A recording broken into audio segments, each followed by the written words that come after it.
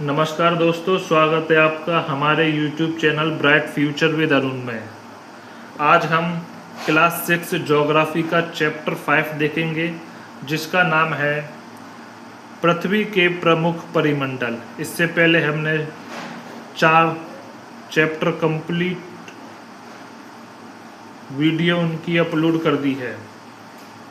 चलो देखते हैं।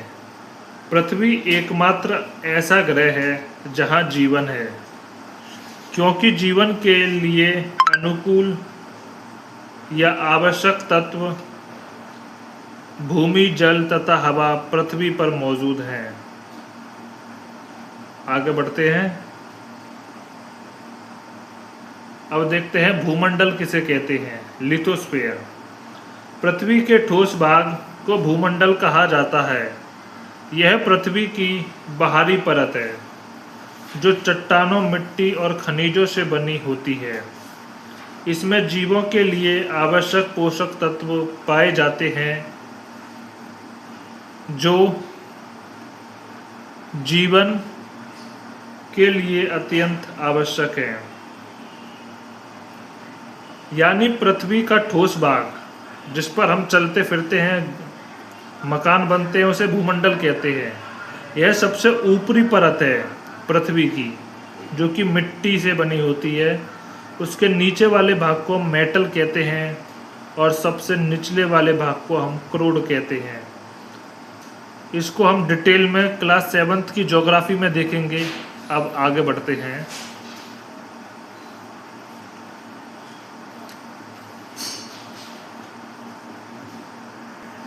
अब हम देखते हैं पृथ्वी की सतह को 2 मुख्य भागों में बांटा गया है।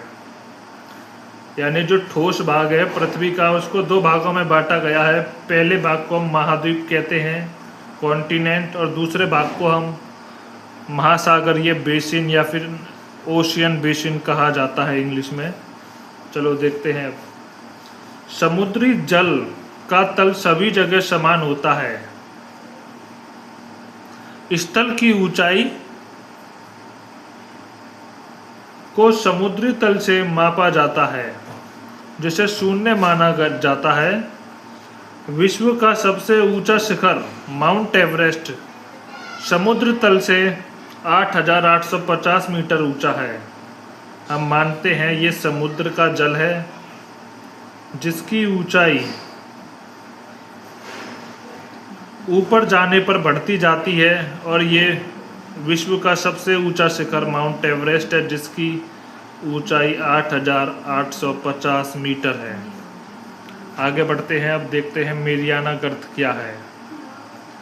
विश्व का सबसे गहरा भाग प्रशांत महासागर का मेरियाना गर्त है, जिसकी गहराई 11,022 मीटर है, जो कि प्रशांत महासागर का सबसे गहरा भाग है। गहराई में उसकी गहराई है 11,022 मीटर। ये कहाँ है? प्रशांत महासागर में मेरियाना गर्त पर पड़ता है ये। अब देखते हैं महाद्वीप क्या है।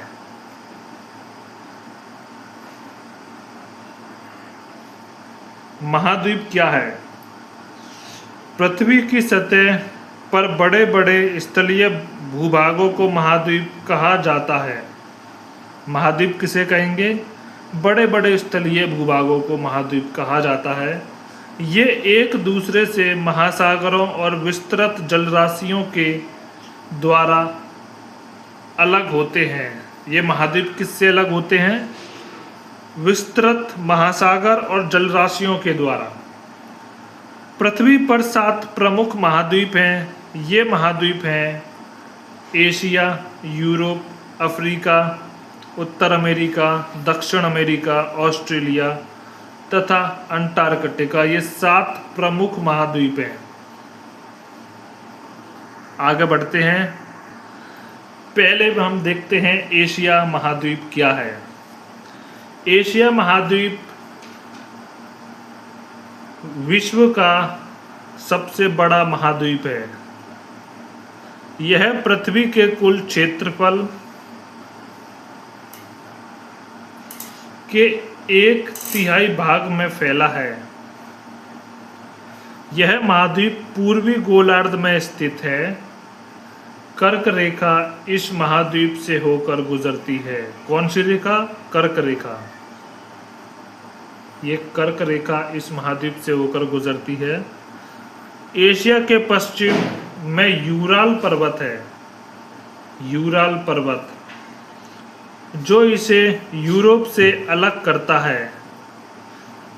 यूरोप एवं एशिया के संयुक्त भूभाग को यूरेशिया, यूरोप प्लस एशिया कहा जाता है। ये 3-4 पॉइंट एशिया महाद्वीप के संदर्भ में। अब देखते हैं यूरोप महाद्वीप क्या है। यूरोप एशिया से बहुत छोटा है। यह महाद्वीप एशिया के पश्चिम में स्थित है।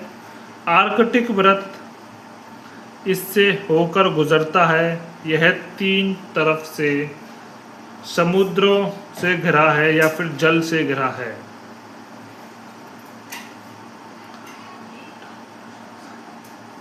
आगे बढ़ते हैं। अब देखते हैं अफ्रीका महाद्वीप। अफ्रीका एशिया के बाद विश्व का दूसरा सबसे बड़ा महाद्वीप है। दूसरा सबसे बड़ा महाद्वीप है। विषुवत वृत्त या 0 डिग्री अक्षांश इस महाद्वीप के लगभग मध्य भाग से होकर गुजरती है। विषुवत वृत्त इस महाद्वीप से होकर गुजरती है, अफ्रीका महाद्वीप से। अफ्रीका का बहुत बड़ा भाग उत्तरी गोलार्ध में स्थित है।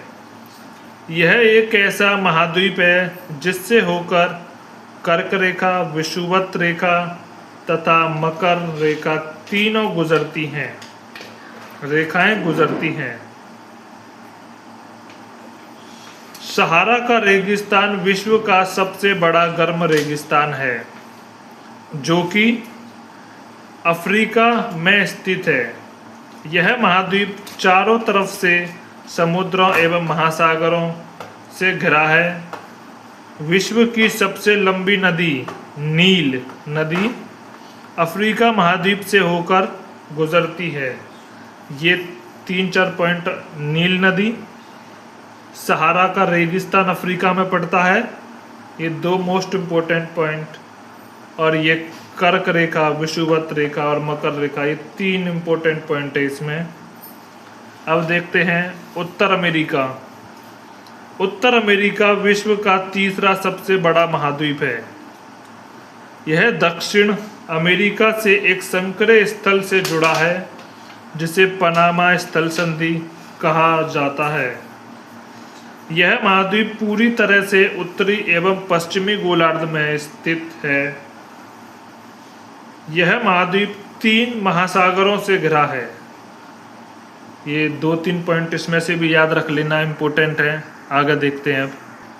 अब देखते हैं दक्षिण अमेरिका के बारे में। दक्षिण अमेरिका का अधिकांश भाग दक्षिणी गोलार्ध में स्थित है। विश्व की सबसे लंबी पर्वत श्रृंखला एंडीज, जो कि विश्व की सबसे लंबी पर्वत श्रृंखला है, इसके उत्तर से दक्षिण की ओर फैली है। उत्तर से ये उत्तर है, ये दक्षिण है, ऐसे फैली है। दक्षिण अमेरिका में विश्व की सबसे बड़ी नदी अमेजन बहती है। ये अमेजन नदी कौन से महाद्वीप में बहती है? दक्षिण अमेरिका महाद्वीप में, इसे याद रखना। अब देखते हैं ऑस्ट्रेलिया महाद्वीप। ऑस्ट्रेलिया विश्व का सबसे छोटा महाद्वीप है, जो कि पूरी तरह से दक्षिणी गोलार्ध में स्थित है।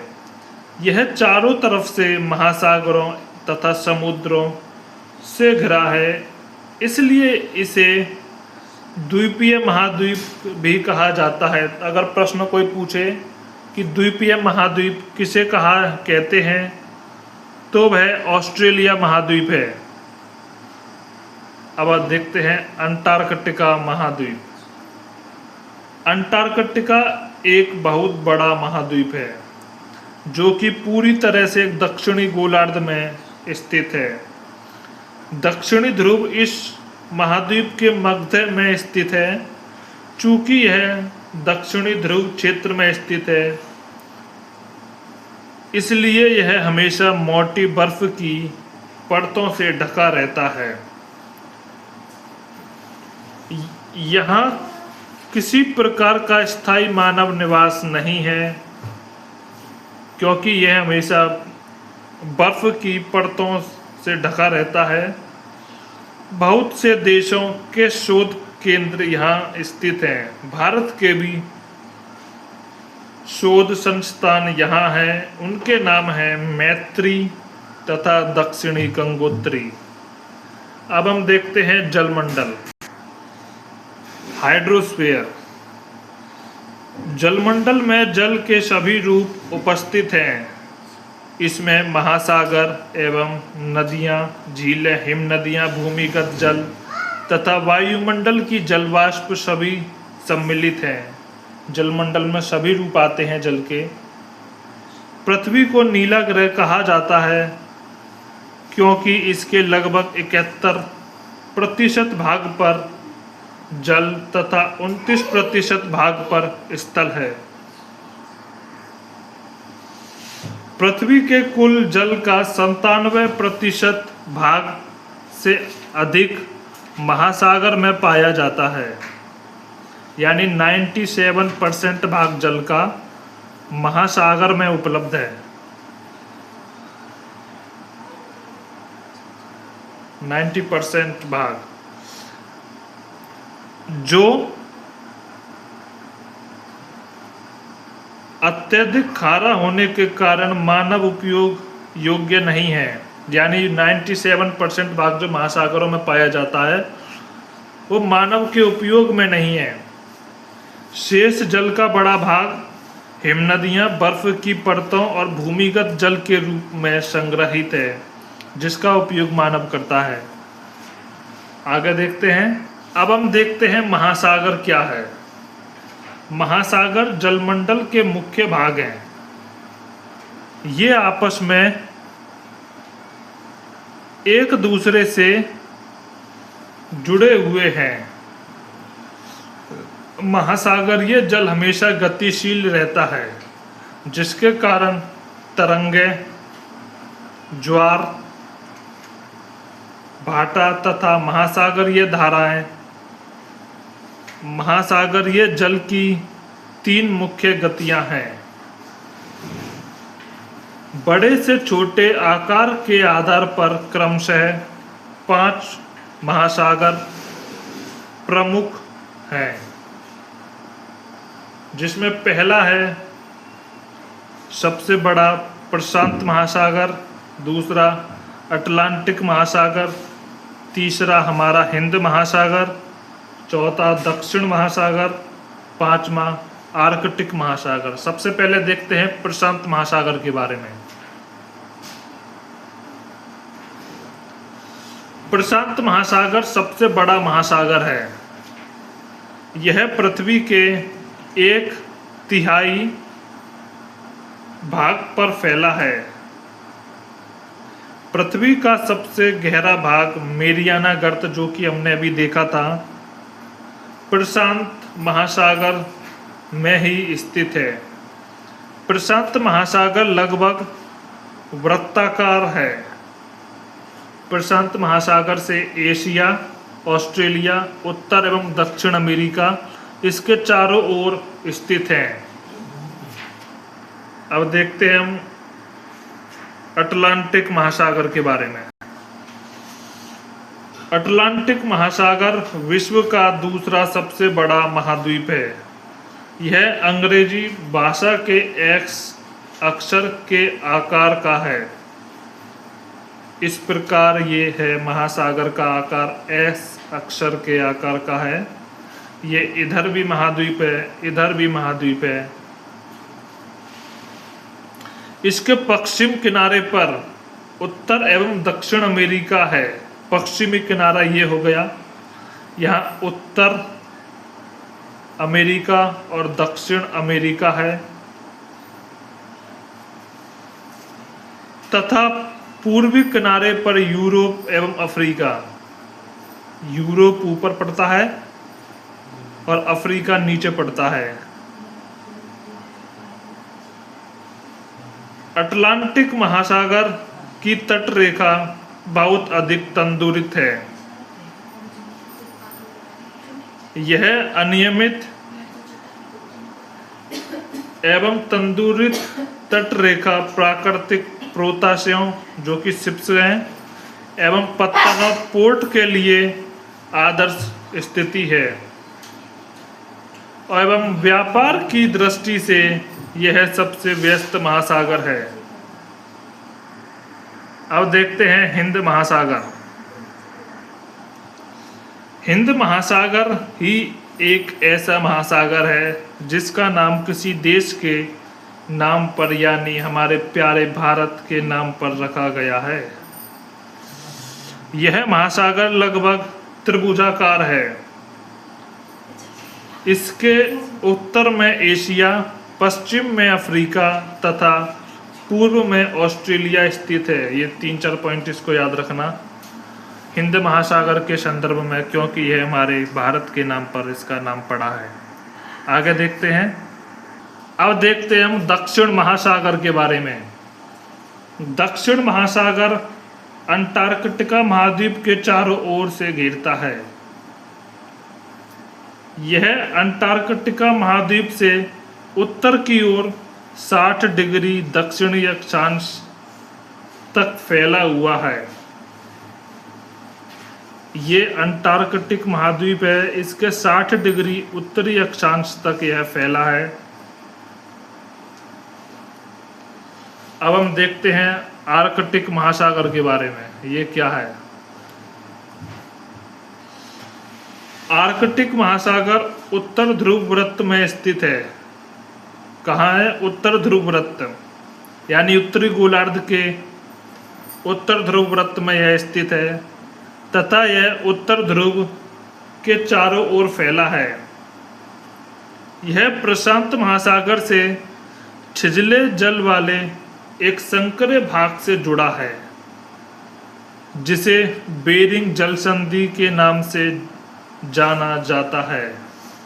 अब हम देखते हैं वायुमंडल क्या है, हमारा एटमॉस्फेयर। हमारी पृथ्वी चारों ओर से गैस की एक परत से घिरी हुई है जिसे वायुमंडल कहा जाता है। वायुमंडल की यह पतली परत इस ग्रह का महत्वपूर्ण एवं अटूट भाग है। यह हमें ऐसी वायु प्रदान करती है जिससे हम लोग सांस लेते हैं। वायुमंडल 1600 किलोमीटर की ऊंचाई तक फैला है। जहाँ हमारे मकान बने हुए हैं, जहाँ हम चलते फिरते हैं, वहाँ से लेकर 1600 किलोमीटर की ऊंचाई तक वायुमंडल को उसके घटकों, तापमान तथा अन्य के आधार पर 5 परतों में बांटा जाता है। इन परतों को हमारी पृथ्वी की सतह से शुरू करते हुए शोभ मंडल, समताप मंडल, मध्य मंडल, आयन मंडल तथा बहिर्मंडल कहा जाता है। इन 5 परतों को, इन 5 परतों का अध्ययन हम क्लास 7th ज्योग्राफी की क्लास में करेंगे। अभी देखते हैं आगे। वायुमंडल मुख्यतः ऑक्सीजन एवं नाइट्रोजन का बना है।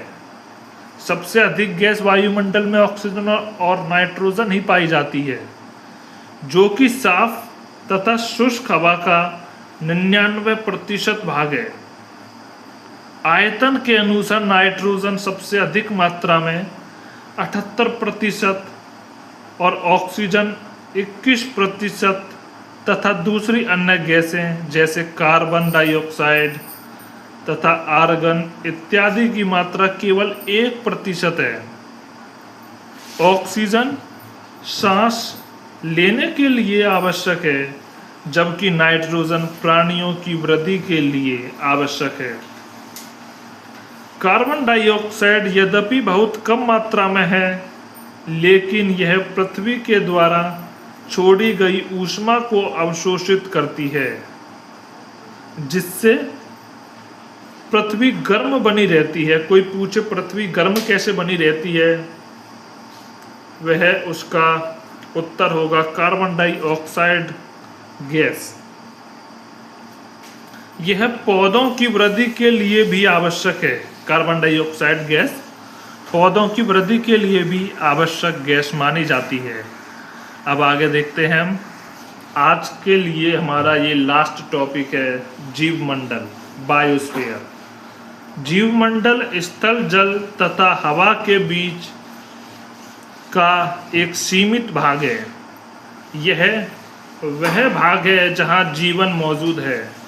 यहाँ जीवों की बहुत सी प्रजातियाँ हैं, जो कि सूक्ष्म जीवों जैसे बैक्टीरिया से लेकर बड़े स्तनधारियों के आधार पर पाई जाती हैं।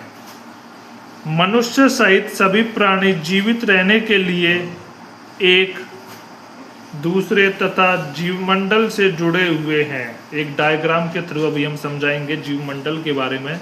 पहले इस थ्योरी को पढ़ लेते हैं। जीवमंडल के प्राणियों को मुख्यतः दो भागों, जंतु जगत एवं पादप जगत में विभक्त किया जा सकता है।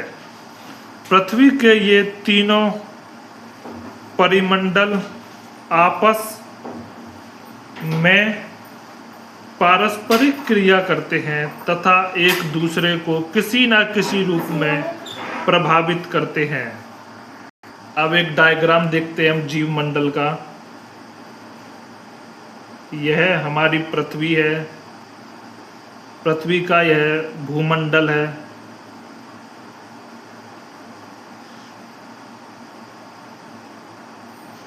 यह दूसरा भाग हमारा जलमंडल है और यह तीसरा भाग